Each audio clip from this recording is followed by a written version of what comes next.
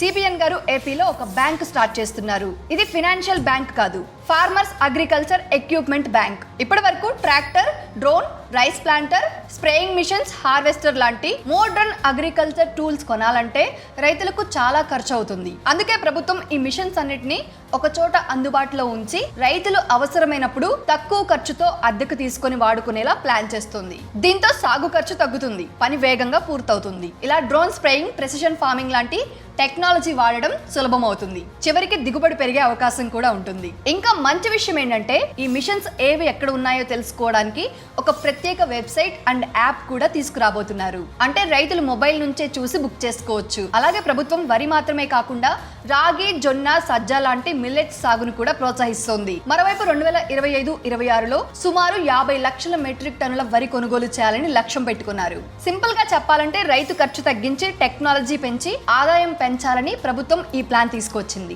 So AP రైతులకు ఇది గట్టి గుడ్ న్యూస్ అని చెప్పొచ్చు. ఇది మొదలైతే మార్పు స్టార్ట్ అవుతుంది. మరి ఈ విషయం గురించి మీరేమనుకుంటున్నారు? కామెంట్ చేయండి. ఇన్ఫర్మేషన్ వర్తి అనిపిస్తే ఒక లైక్ చేసి సపోర్ట్ చేయండి. ఇన్ఫర్మేషన్ ని తప్పకుండా ప్రతి ఒక్క రైతుకి షేర్ చేయండి. ఇలాంటి మరిన్ని అప్డేట్స్ కోసం ఈ ఛానల్ ని సబ్స్క్రైబ్ చేసుకోండి. Boss Wala. Be the boss.